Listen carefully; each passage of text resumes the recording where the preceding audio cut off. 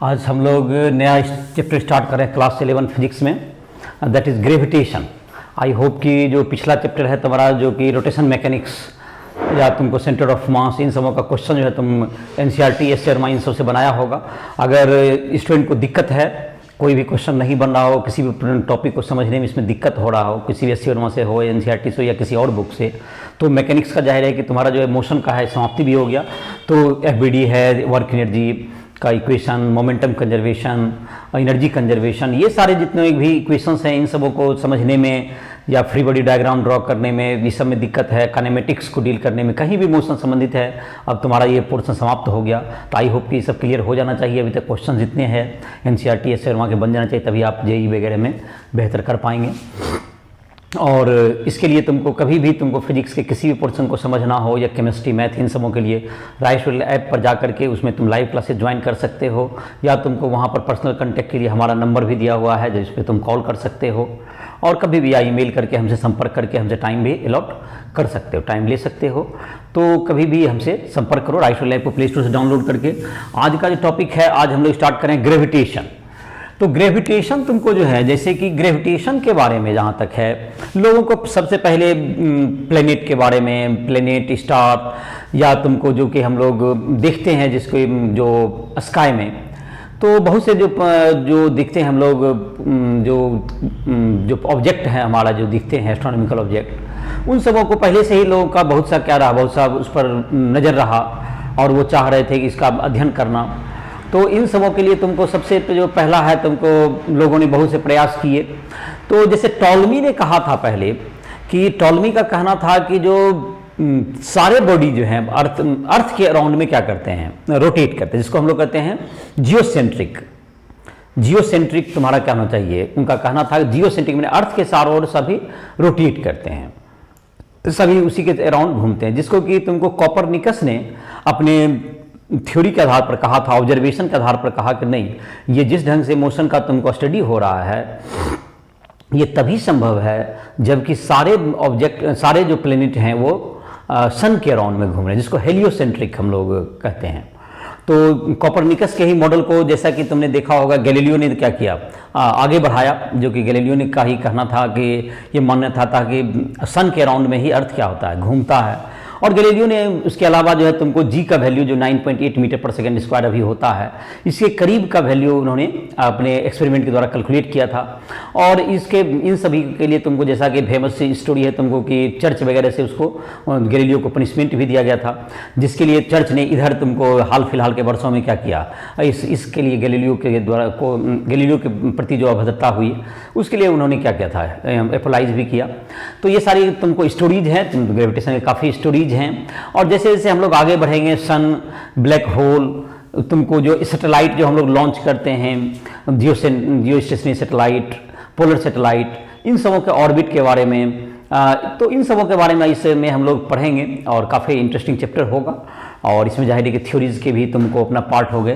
तो पहला जो सबसे पहले हम लोग जो कोपरनिकस के जो एक तुमको जो केपलर ने अपने जो है तुमको एक असिस्टेंट थे जिनके, उनके ऑब्जर्वेशन उन्होंने करीब करीब 12-14 वर्षों का अपना क्या किया, अनुभव के आधार पर, जो कि नेकेड आई से उन्होंने स्काई में तुमको अध्ययन किया, और उसके आधार पर तुमको 3 लॉ उन्होंने दिया।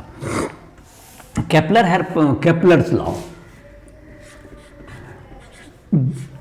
Kepler's law.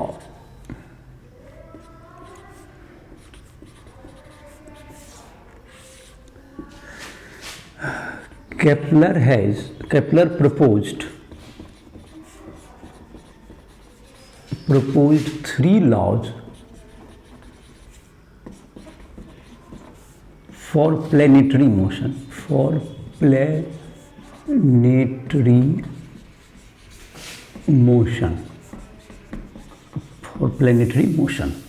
नंबर 1 हो गया। 3 लॉ उन्होंने दिया जो कि प्लेनेट के बारे में, प्लेनेट जो सन के अराउंड में घूमते हैं। Law of orbit, sun, planet moves around the sun in elliptical orbit, in elliptical orbit, ये सर्कुलर नहीं होकर क्या होता है, ये इलिप्टिकल ऑर्बिट में घूमता है और सन के अराउंड में घूमता है, ध्यान रहे ना कि, और सन के फ्रेम से देखें तो ये सन के अराउंड में घूमता हुआ दिखाई पड़ेगा प्लेनेट। और sun is situated at one of the focus of ellipse. Sun तुमको इलिप्स के एक फोकस पर होगा, तो इस ढंग से तुमको एक प्लेनेट तुमको इस ढंग से घूम सकता है, ये तुमको सन इस ढंग से एक प्लेनेट पर ये घूम सकता है।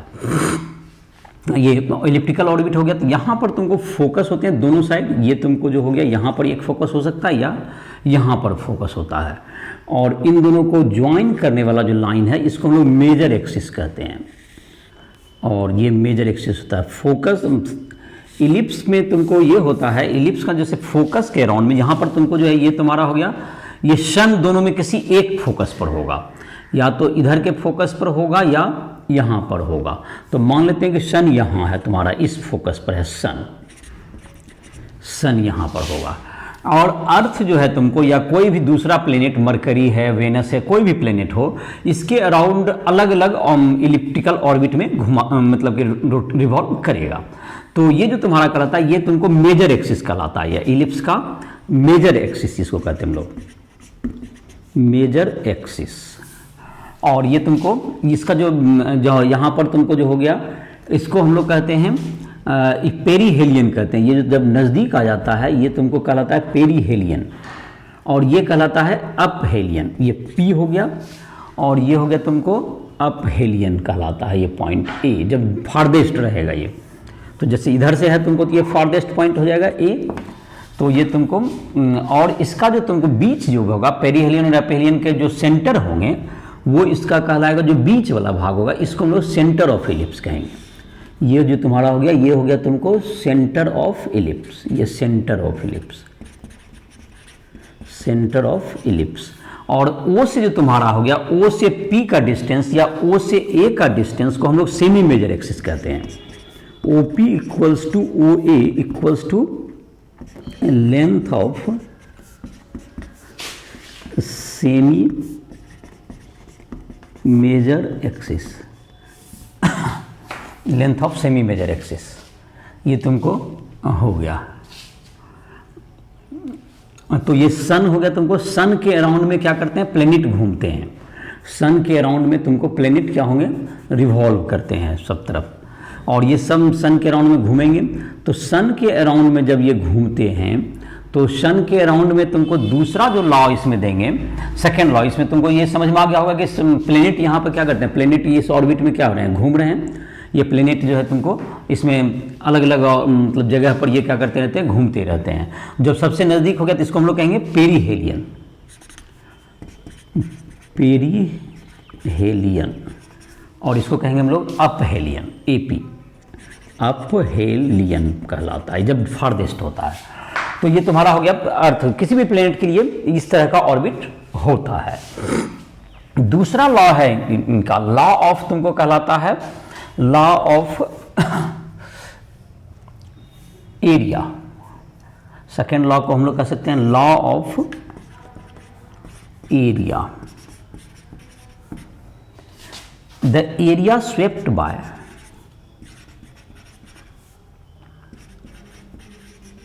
the area swept by planet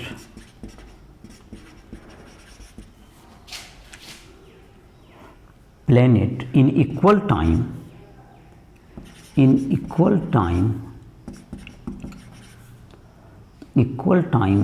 at the sun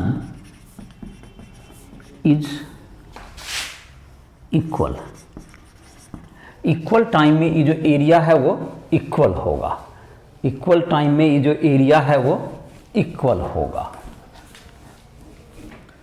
तो जो एरिया जो स्वेप्ट किया जाएगा प्लेनेट के द्वारा इक्वल टाइम में वह इक्वल रहेगा। एरिया स्वेप्ट जो किया जाएगा इक्वल टाइम में वो इक्वल रहेगा।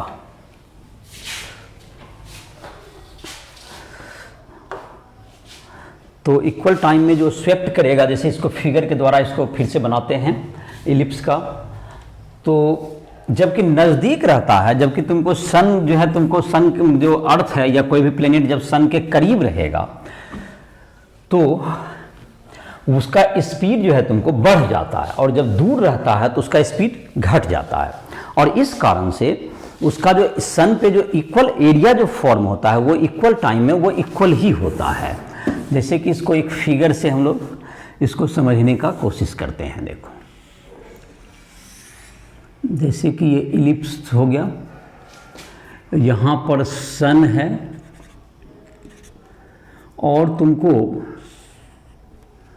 प्लेनेट जो है तुमको इक्वल टाइम में अगर ए से बी तक गया, अगर तुमको ए से बी तक आ गया प्लेनेट और उतना ही टाइम लेंगे तो ये तुमको सी से डी तक जाएगा। ये तुमको डिस्टेंस देखो, ये तुमको सी से डी तक गया इन सेम टाइम। तो ये जो एरिया यहाँ पर जो फॉर्म होगा, ये एरिया अगर टाइम इक्वल है तो ये एरिया दोनों इक्वल होगा। A planet takes equal time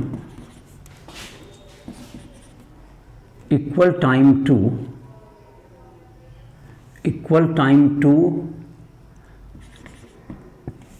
move from A to B and C to D and C to D, A to B and C to D. The area swept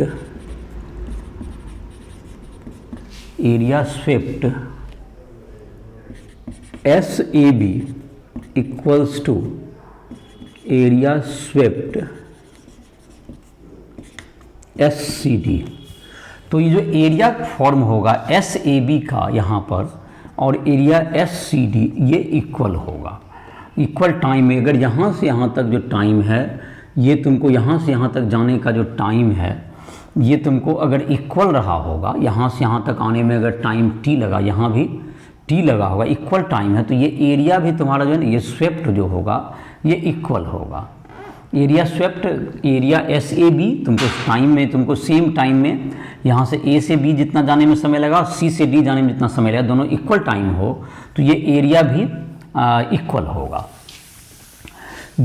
तीसरा law, third law है तुमको law of orbit, law of time period.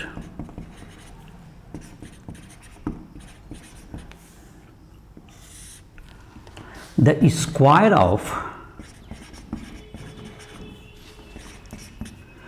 time period of revolution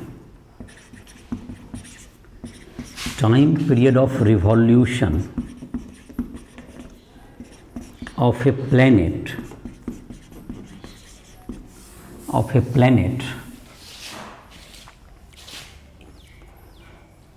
around sun is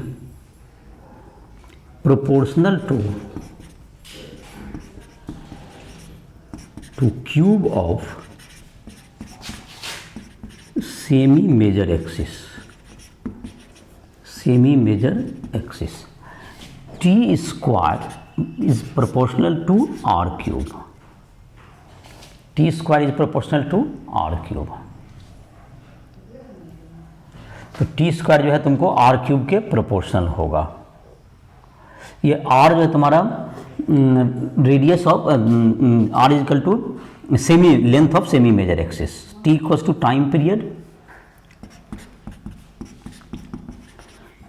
period of revolution, एक चक्कर लगाने में जितना समय लगा, और R is equal to length of semi major axis. तो सेमी मेजर एक्सिस का लेंथ है वो आर। तो टी स्क्वायर प्रोपोर्शनल टू हो गया आर क्यूब हो गया। तो ये तुमको तीनों जो है तुमको लॉ होल्ड करेंगे। जब ये तुमको जब प्लेनेट घूमेगा तो ये तुमको तीनों लॉ तुमको केपलर ने अपने ऑब्जर्वेशंस के आधार पर जो किए गए थे और उसके आधार पर इन तीनों लॉ को उन्होंने फॉर्मुलेट किया। और जहाँ तक कि इसका जो है तुमको इसको जहाँ तक कि एरिया स्वेप्ट आउट करता है इक्वल टाइम में, तो क्या क्या लॉ हो गया कि कोई भी प्लेनेट जो है तुमको सन के चारों ओर जो रिवॉल्व करता है तो उसका ऑर्बिट इलिप्टिकल होता है, उसका ऑर्बिट सर्कुलर नहीं होता है बल्कि वो इलिप्टिकल ऑर्बिट में घूमता है। और इक्वल टाइम में जो प्लेनेट जो है कभी भी इक्वल एरिया स्वेप्ट करता है सन पर, उस पर सन पे जो एरिया बनेगा वो इक्वल होगा।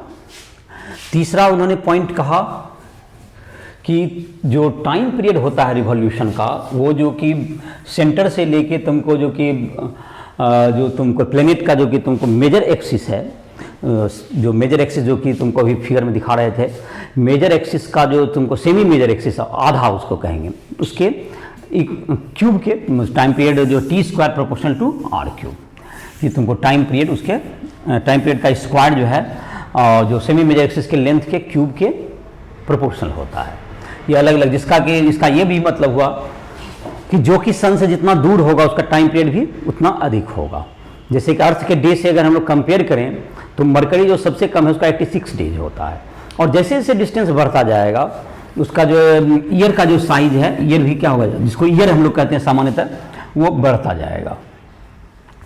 तो ये तुम्हारा हो गया, ये तीन लॉ इन्होंने ऑब्जर्वेशन के आधार पर इन्होंने सेट किया। उसके बाद जो है तुमको एक हम लोग चर्चा कर सकते हैं इसके फोर्स के नेचर के बारे में देखें। सेंट्रल फोर्स एक है तुमको, ये एरिया तुमको जब स्वेप्ट होता है इक्वल टाइम में इक्वल, तो gravitation force is central force. Gravitation force के नेचर के बारे में इसमें समझने का अगर करें, gravitational force is central force. Central force, it is centered in planetary motion,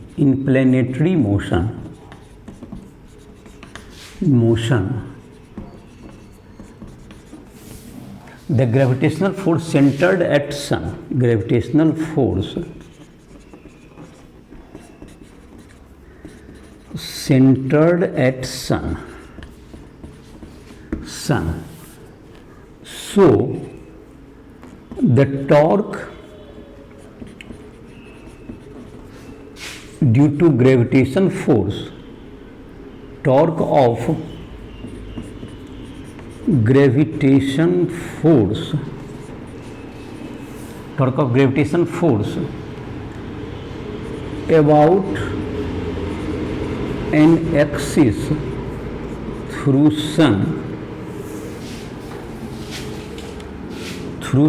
is zero. तो चूंकि टॉर्क जब सन से पास कर जाएगा तो वह क्या रहेगा, जीरो रहेगा, zero. Hence the angular momentum of planet remains conserved. Angular momentum of planet remains conserved. Angular momentum of planet remains conserved. तो ये तुमको हो गया, ये एंगुलर मोमेंटम कंजर्व होगा। तो ये तुम्हारा हो गया एंगुलर मोमेंटम कंजर्व होगा। तो ये एंगुलर मोमेंटम कंजर्व होने का मतलब हो गया कि यहाँ पर सन है, तो कोई भी जब भी फोर्स इस पर लगेगा प्लेनेट का जो कि यहाँ प्लेनेट है, तो इसका जो फोर्स होगा ग्रेविटेशन फोर्स इससे पास करेगा, तो इसका जो टॉर्क है इसके अबाउट में, ये ग्रेविटेशन फोर्स जब इससे पास करेगा फोर्स, तो ये आर और एफ तुमको दोनों एक ही डायरेक्शन में हो गया, तो इसका टॉर्क क्या होगा, कभी भी जीरो हो जाएगा। तो सन से जो पास करना टॉर्क अगर जीरो हो जाएगा तो ये तुमको आर क्रॉस एम भी जो तुमको, अगर ये आर वेक्टर है, इसको हम लोग आर वेक्टर कहें, दैट इज एस पी को आर वेक्टर और ये तुमको हो गया मोमेंटम एम भी वेक्टर अगर कहें तो L is equal to angular momentum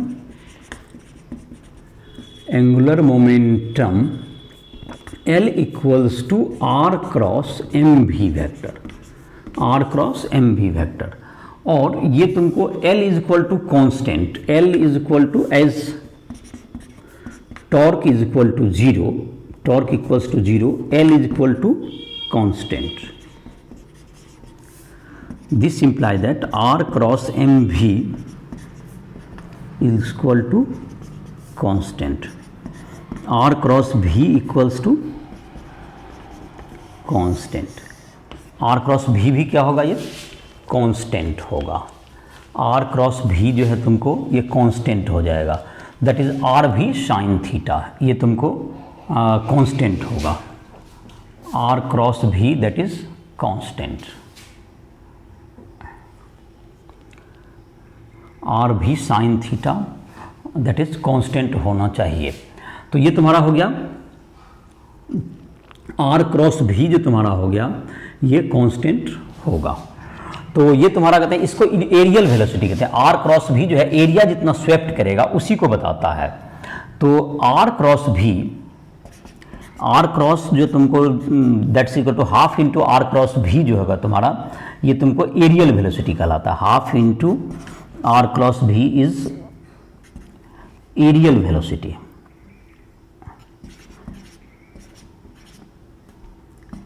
aerial velocity, rate of area swept at sun, इसका तुमको रेट को बताता है ये. और ये तुम्हारा जो है एरिया होता है हाफ इंटू आर क्रॉस तुमको वी. तो ये तुम्हारा क्या होगा, ये भी एरिया तुमको इसी से पता चलता है. अगर तुमको आर क्रॉस भी जो तुम्हारा है, आर क्रॉस एम भी जो तुम्हारा है दैट्स इक्वल्स टू कांस्टेंट है, तो 1/2 m जो है तुमको, तो 1/2 इंटू आर क्रॉस भी is also equal to constant, क्योंकि m तो कांस्टेंट है प्लेनेट का. इसका मतलब area, rate of area swept equals to constant. जैसे r क्रॉस, जैसे तुमको क्रॉस प्रोडक्ट में देखा होगा, half into A cross B, उस ट्रायंगल का क्या बताता है, एरिया के बराबर होता है.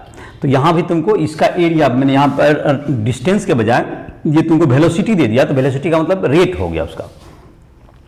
तो ये तुमको सेंट्रल फोर्स के अधीन जो है तुमको, जब कोई प्लेनेट जो है, इसका मतलब ये हुआ कि जब कोई प्लेनेट सन के चारों ओर घूमता है तो उसका एंगुलर मोमेंटम हमेशा कंजर्व रहता है. क्योंकि टॉर्क जो उसके एक्सिस से पास करता है, सन के अबाउट किसी भी एक्सिस से जो पास करेगा, सन को वो इंटरसेक्ट करता है, बिकॉज की ग्रेविटेशन फोर्स हमेशा सेंट्रल फोर्स होता है. और इस कारण से तुम्हारा क्या हो गया, यह तुमको एंगुलर मोमेंटम इसका हमेशा कंजर्व होगा. तो ये तुम्हारा था. अब जैसे तुम्हारा था एक, जैसे कि तुम्हारा 8.1 जो एग्जाम्पल एनसीईआरटी बुक में दिया हुआ है, उसमें ये कहा गया है कि तुमको जबकि वेलोसिटी, डिस्टेंस जो है तुमको पेरीहिलियन, जबकि तुमको जब सबसे नज़दीक हो, और अपहिलियन, दोनों में क्या रिलेशन होगा, दोनों के बीच में रिलेशन क्या होगा. आर जो उसका है, जिसकी चर्चा पेरीहिलियन या अपहिलियन के अभी तक कर भी चुके हैं. तो एग्जाम्पल 8.1 देखते हैं, एनसीईआरटी एग्जाम्पल 8.1 देखें. तो इसमें है तुमको इलिप्टिकल ऑर्बिट में देखें, तो ये तुमको जो है पेरीहिलियन में ये डिस्टेंस आरपी है अगर, और ये अपहिलियन में ये डिस्टेंस है आर ए है, ये distance R A, R P और आर ए, और इधर हो जाएगा तुमको वी पी, और इधर की तरफ का स्पीड हो जाएगा, अगर इसी डायरेक्शन में घूम रहे हैं तो आप मान लीजिए वी ए. तो यहाँ पर जो हम लोग फ्रॉम एंगुलर मोमेंटम कंजर्वेशन और एंगुलर मोमेंटम कंजर्वेशन क्या होगा, R P cross M V P is equal to R A cross M V A. तो m तुम्हारा कैंसिल हो गया। तो और ये दोनों जहाँ तक देखा जाए r और v तुमको 90 डिग्री पर है, R P into V P sine 90 degree, और m तो कैंसिल आउट हो गया, that's equal to R A V A sine 90 degree. R P V P is equal to R A V A, R P V P is equal to R A V A. तो ये तुम्हारा हो गया R P V P is equal to R A V A, ये तुम्हारा हो गया, इसका दोनों के बीच में रिलेशनशिप हो गया। तो ये तुम्हारा रिलेशनशिप हो गया आर ए वी ए बराबर आर पी वी पी। तो ये तुम्हारा इसका जो है तुमको दोनों के बीच में रिलेशन हो गया। और जहाँ तक कि एरिया की बात है तो तुमको जहाँ तक है यहाँ पर जो स्पीड है तुमको जो कि पेरिहेलियन में के टाइप समय जो होगा स्पीड वो ज़्यादा होगा, और आप हेलियन में जो स्पीड है वो कम हो जाएगा। जैसे जैसे डिस्टेंस बढ़ता जाएगा उसका स्पीड क्या होता जाता है, घटते जाएगा। और जैसे जैसे डिस्टेंस तुम्हारा जब फारदेस्ट होगा तो स्पीड सबसे लोएस्ट होगा। तो वी पी सबसे हाईएस्ट होता है स्पीड, और वी ए तुमको जो है सबसे लोएस्ट स्पीड है। वी ए तुमको लोएस्ट, सबसे अधिक डिस्टेंस हो गया तो सबसे लोएस्ट हो जाएगा तुमको। तो ये तुमको इसके बीच में रिलेशनशिप हो गया। और अब जो है तुमको हम लोग देखेंगे एक यूनिवर्सल लॉ ऑफ ग्रेविटेशन, जो कि न्यूटन के द्वारा दिया गया है, जिसको हम लोग कहते हैं यूनिवर्सल लॉ ऑफ ग्रेविटेशन। इसको न्यूटन ने अपने बुक में तुमको जो प्रिंसिपिया नाम का एक बुक उन्होंने लिखा था, उसी में इसको भी, इस लॉ को भी जगह दिया गया, लॉज ऑफ मोशन को भी उसी में इंक्लूड किया गया था। तो ये जो तुम्हारा है लॉ है, तुमको इसका कहना था कि जब कोई पॉइंट मास हो, दोनों के बीच में जो लगने वाला ग्रेविटेशन फोर्स होता है वह तुमको दोनों पॉइंट मास के प्रोडक्ट के प्रोपोर्शनल और उसके बीच के डिस्टेंस के स्क्वायर के इन्वर्सली प्रोपोर्शनल होता है। और ये एट्रैक्टिव होता है, तुमको ये एट्रैक्ट करते हैं। जो इलेक्ट्रिक फोर्स होता है वो रिपल्सिव और एट्रैक्टिव दोनों होता है, लेकिन gravitational force universal law of gravitation, universal law of gravitation,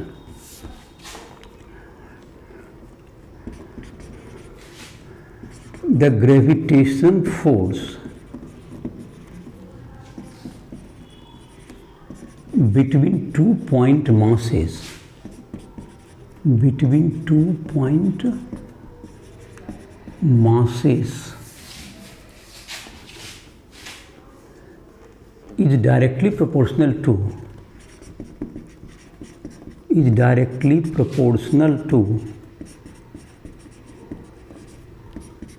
product of the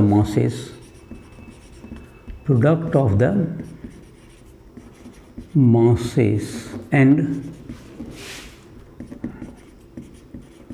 inversely proportional to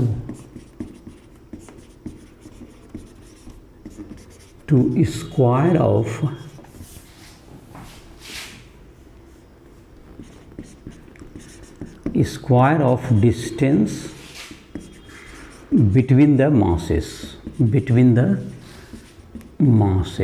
square of distance between the masses। तो m1 m2 अगर दो बॉडी है, m1 m2 अगर दो बॉडी है जिसके बीच का डिस्टेंस r है, तो इसके बीच जो ग्रेविटेशनल फोर्स होगा point mass m1 m2, 2 point masses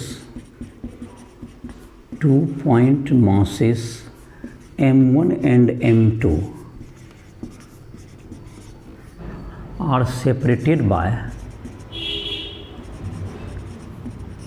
distance r. The gravitational force F proportional m1 m2, F proportional 1 by r square, F proportional m1 m2 by r square, F बराबर g m1 m2 by r square। g बराबर क्या होगा, gravitational constant, g बराबर gravitational constant. जी क्या होगा तुमको, gravitational constant. जी तुमको हो गया ग्रेविटेशनल कांस्टेंट बराबर, तो एट्रैक्टिव हो, ये जो फोर्स होता है तुमको, the gravitational force is attractive in nature. तो ये जो बॉडी है m1 तुमको अब इसको इधर एट्रैक्ट करेगा, तो F12 is equal to F minus F21। The force, gravitational force is attractive, force is attractive, और F12 vector is equal to minus F21, जो थर्ड लॉ के भी अकॉर्डिंग है, जो तुमको दोनों एक दूसरा को, जैसे कि ये तुमको वन बॉडी है m1 और ये m2 है, तो ये तुमको इधर खींचेगा दो बॉडी F1/2, F21 और F2 पर 1 के द्वारा, ये दोनों इक्वल और अपोजिट होगा। F12 vector is equal to minus F21 vector.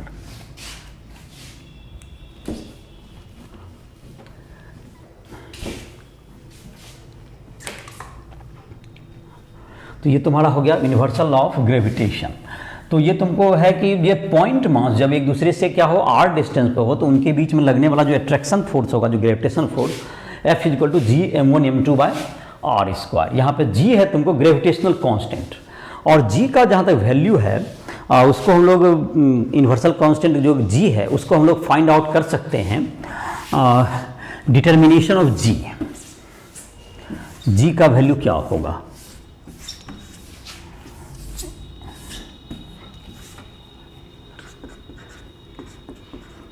Determination of g, capital G, universal constant g का वैल्यू क्या होगा। तो इसके लिए क्या है, एक स्ट्रिंग से एक रॉड को तुम इसको, एक रॉड है, इस रॉड को, इस रॉड के एंड में एक मास दे दीजिए m मास, और रॉड का लेंथ l है, और ये तुमको है स्ट्रिंग है, ये स्ट्रिंग रस्सी है तुम्हारा। तो ये जबकि क्या होगा, अगर यहाँ पर दो मास जो कि प्लेन के परपेंडिकुलर अगर हम लोग यहाँ पर मास रखें d डिस्टेंस पर, तो यह जो तुमको होगा, यह तुमको मास क्या करेगा, इसको अट्रैक्ट करेगा। ये मास अगर यहाँ पर रखेंगे तो ये क्या करेगा, इसको, ये जो मास है तुमको ये इसके अंदर दोनों तरफ रखें, इफ मास कैपिटल M, तो ये ग्रेविटेशन फोर्स कारण ये इसको खींचेगा, और इधर ये तुमको अंदर में फिर होगा, ये जैसे यहाँ रॉड है, यहाँ पर मास रखेंगे तो ये इधर खींचेगा, और ये तुमको क्या हो गया इसके अबाउट, तो ये तुमको इधर के ओर खींचेगा, तो ये तुमको घूमने लगेगा, और घूमेगा तो ये तुमको क्या होगा, ये इसमें ऐंठन उत्पन्न होगा, टॉर्सन कांस्टेंट इसका होगा, तो ये कुछ एंगल से रोटेट कर जाएगा। अगर इसका रोटेशन कांस्टेंट जो है हमको पता हो, इसका टॉर्सनल कांस्टेंट इस स्ट्रिंग का, तो कितना एंगल ये रोटेट करेगा उसको हम लोग एक्सपेरिमेंटली मेजर कर लेंगे, तो उसके आधार पर हम लोग g का वैल्यू फाइंड आउट कर सकते हैं। अगर तुमको a large mass, a large mass m is kept at a distance d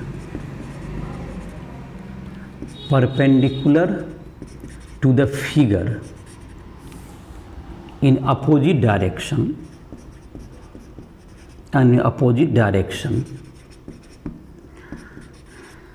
the gravitational force Gmm/d square act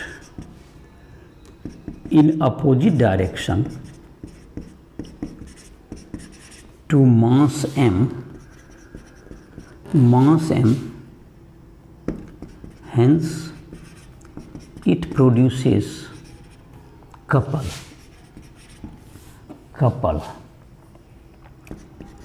The moment of couple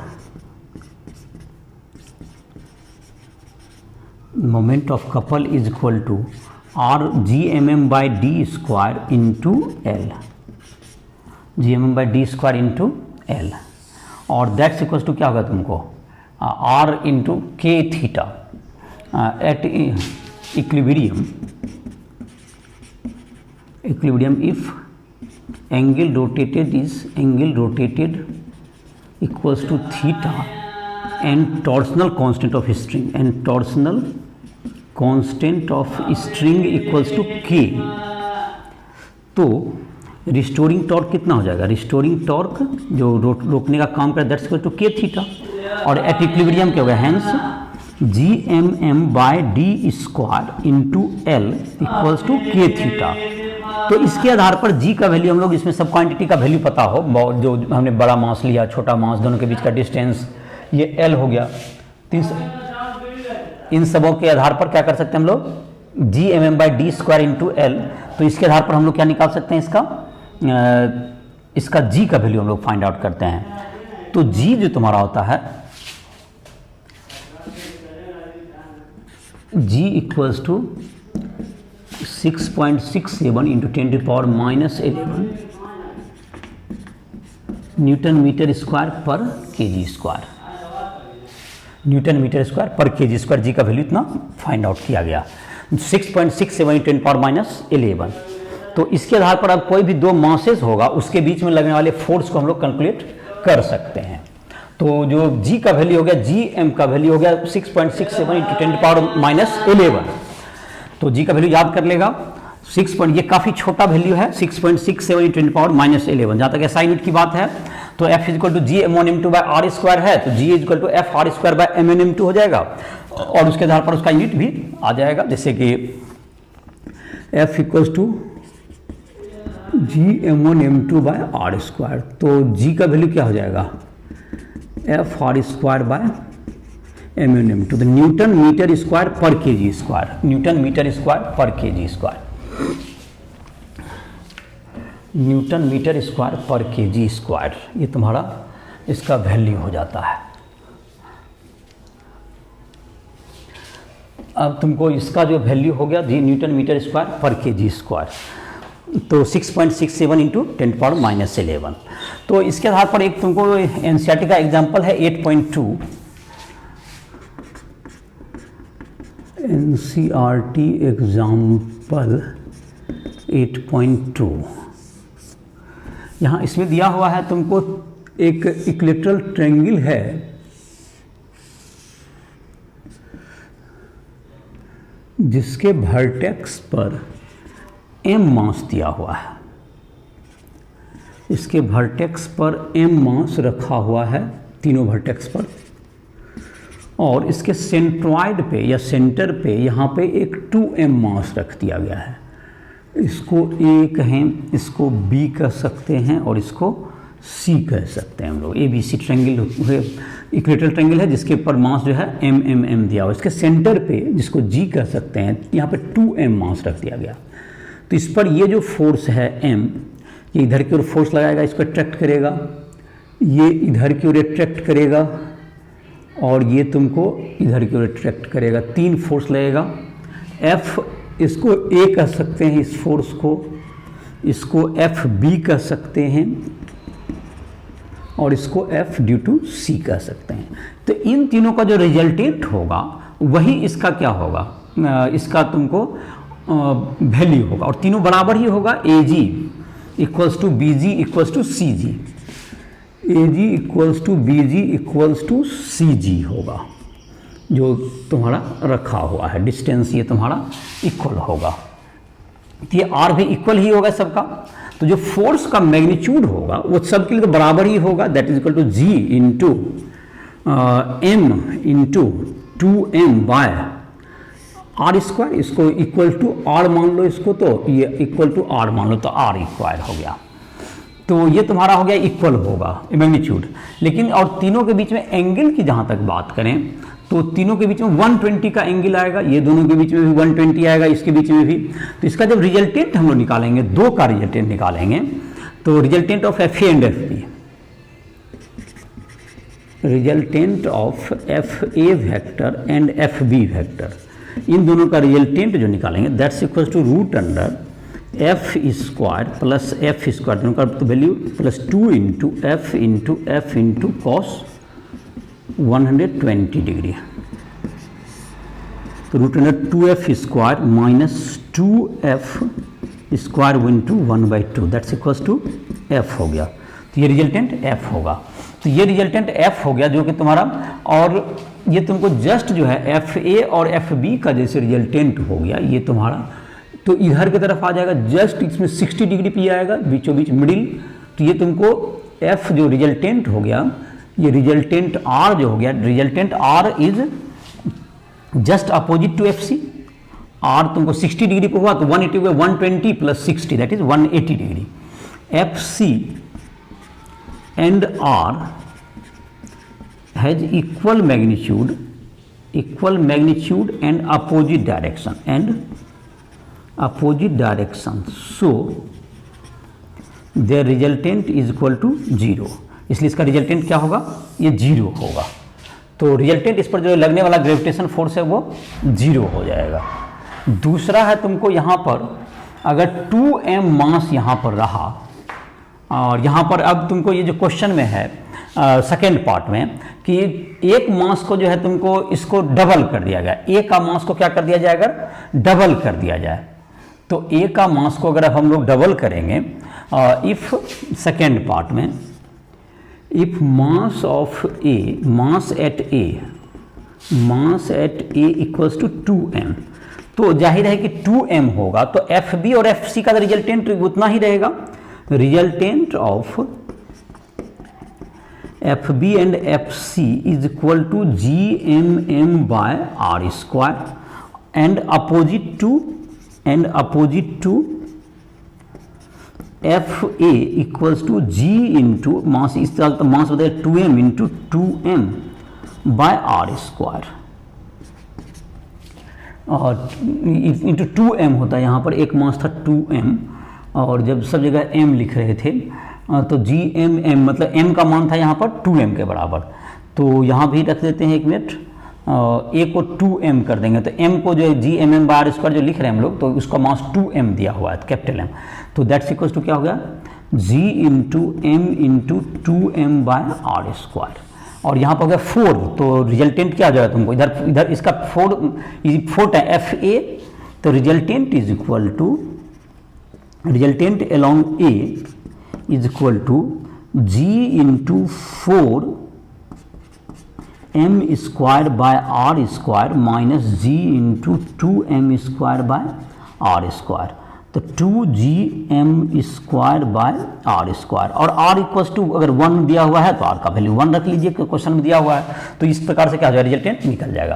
तो इसमें क्या किया गया कि b और c का पहले रिजल्टेंट निकाल लिया, अगर इसको 2m कर देंगे तो ये फोर्स बदल जाएगा। तो अगर देखो सिमेट्रिक सिचुएशन में कभी भी सेंटर पर जैसे 3 फोर्स है, 3 मास है तो भी 0 होगा। अगर 4 स्क्वायर है, स्क्वायर के भी अगर सेंटर पर रहेगा तुमको सब तरफ इक्वल मास रहेगा तो सिमेट्रिसिटी से कैंसिल हो जाएगा, पेंटागन हेक्सागन सब में कैंसिल हो जाता है, इसलिए रिजल्टेंट 0 होता है। बशर्ते कि तीनों सभी वर्टेक्स पर मास क्या हो, इक्वल हो, तो सेंटर पे हमेशा 0 फोर्स लगेगा और सिमेट्रिक है। लेकिन यहाँ पर अगर 2m मास कर देते इन दोनों का रिजल्टेंट क्या होगा, तुमको नीचे की ओर जाएगा दैट इज तुमको, और इसका रिजल्टेंट क्या हो जाएगा, ये ऊपर खींचेगा। तो दोनों में क्या होगा, दोनों का मैग्नीट्यूड तो अलग हो जाएगा लेकिन डायरेक्शन अपोजिट रहने के कारण क्या हो जाएगा, ये घट के उसका वैल्यू आ जाएगा। तो इस प्रकार से रिजल्टेंट हम लोग क्या कहते हैं, फाइंड आउट कर सकते हैं।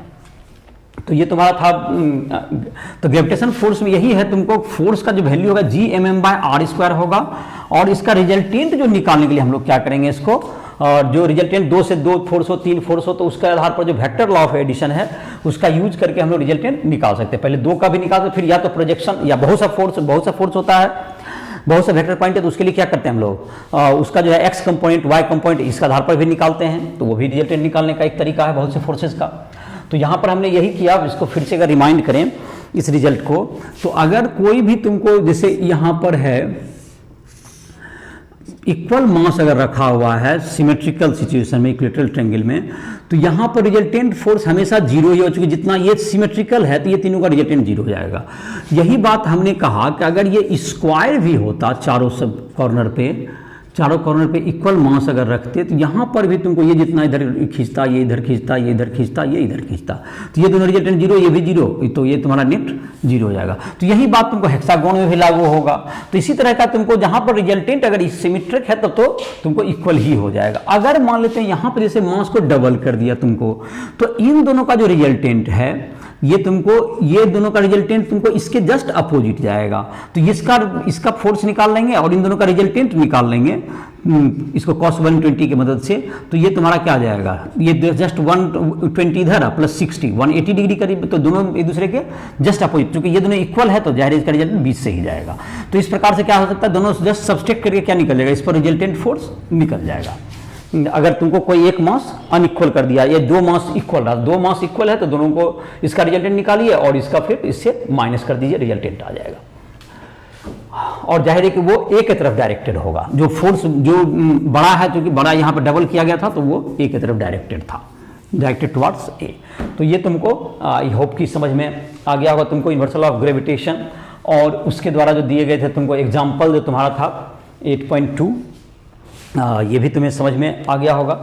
तो इसके जो क्वेश्चंस वगैरह यूनिवर्सल ऑफ ग्रेविटेशन के वेक्टर एडिशन के आधार पर बहुत से क्वेश्चंस दिए जाते हैं किसी एक बॉडी पर लगने वाला, जैसे कि दूसरा क्वेश्चन का टाइप ये सिंपल हो सकता है, एक यहाँ पर दिया हुआ है, एक तुमको यहाँ पर फोर्स निकालिए, तो एक इधर की तरफ देखो, ये अट्रैक्शन फोर्स इधर लगेगा, अट्रैक्शन फोर्स इधर लगेगा, ये दोनों अट्रैक्ट करेगा, दोनों के बीच का एंगल ये 60 डिग्री हो जाएगा। इसमें ध्यान रखा, जो कि अगर ये रिपल्सन फोर्स होता था जो कि तुमको, तो ये भी तुमको इधर की तरफ इसको देते थे, लेकिन ये 60 ही होता था तुमको, तो ये तुमको रिजल्टेंट निकाल सकते हो, ये अट्रैक्ट करेगा इधर की ओर, तो एक दो के कारण तीसरा पर जो अट्रैक्शन का फोर्स हो, तो ये angle √a² + b² + 2ab cos 60 equilateral triangle है, तो इसको इस ढंग से फाइंड आउट कर सकते हैं हम लोग।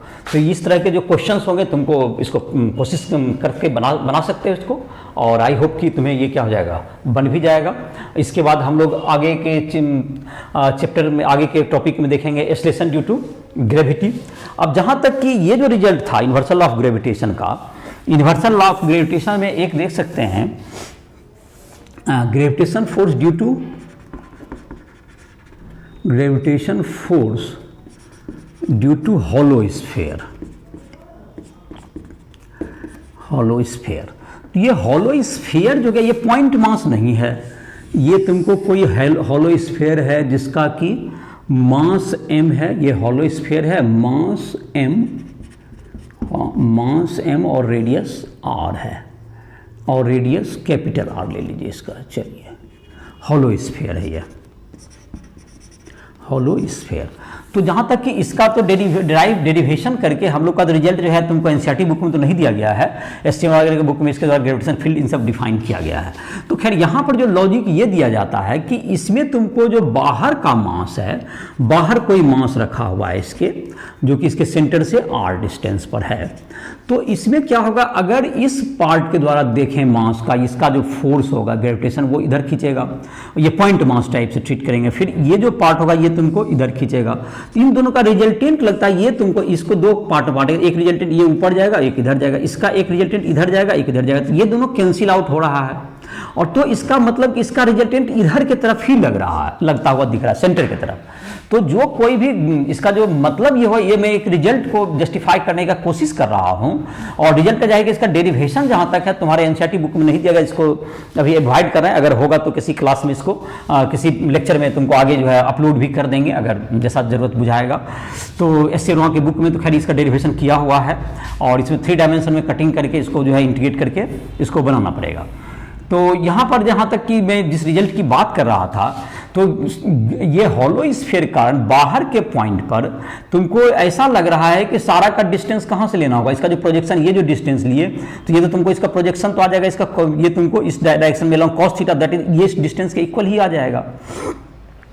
तो इस बात का मतलब यही हो गया कि मैं जिस रिजल्ट की बात कर रहा हूँ वो कुछ ऐसा हुआ, एक हॉलो स्फीयर है जिसका मास m है और रेडियस इसका r है मान लेते हैं, और इससे अगर तुमको r डिस्टेंस पर कोई ऑब्जेक्ट है, ये r डिस्टेंस पर आउटसाइड, तो ये जो फोर्स होगा F = हो जाएगा Gmm/r²। ये किसी भी पॉइंट पर जहाँ पर r = जहाँ पर मास मतलब mass is considered at centre, m =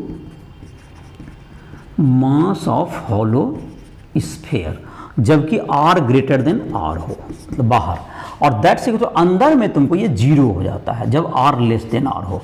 inside point पे इसका जो फोर्स होता है वो जीरो होता है।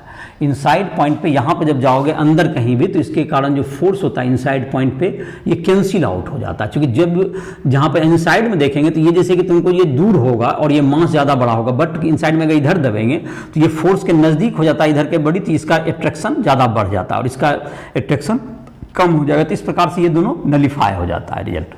तो अंदर में कभी भी होलो स्फीयर के इनसाइड में जो तुम्हारा हो गया क्या चीज़, इनसाइड में कभी भी जो ग्रेविटेशन फोर्स है वो जीरो होता है रिजल्टेंट कोई भी बॉडी पर, और आउटसाइड में तुमको हो गया जैसे कि मास उसको कहाँ कंसीडर कर लीजिए, सेंटर पर, Gmm/r²।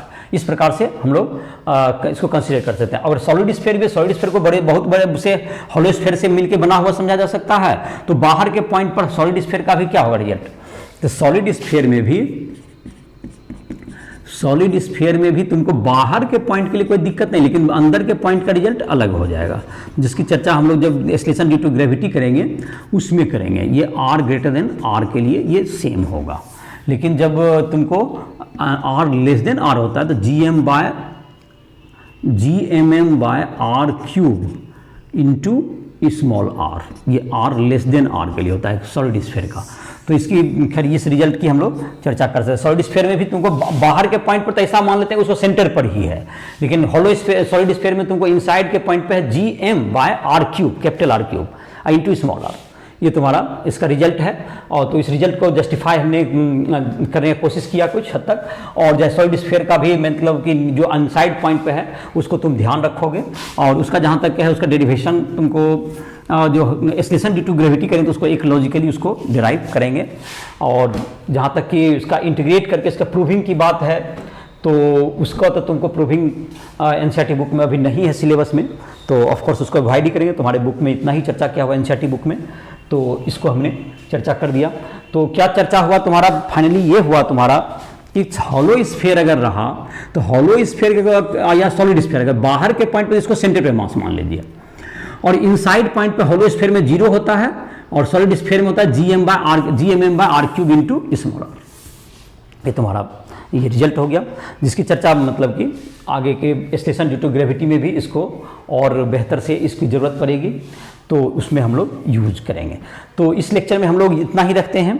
तुम लोग को कोई भी क्वेश्चन बनाने में तुमको दिक्कत हो रहा है फिजिक्स वगैरह, केमिस्ट्री या मैथ में, या कोई भी टॉपिक समझने में दिक्कत हो रहा है, राइस टू लैब के माध्यम से हमसे संपर्क करके पर्सनल टाइम भी ले सकते हो, और लाइव उस पर लाइव क्लासेस भी ज्वाइन कर सकते हो।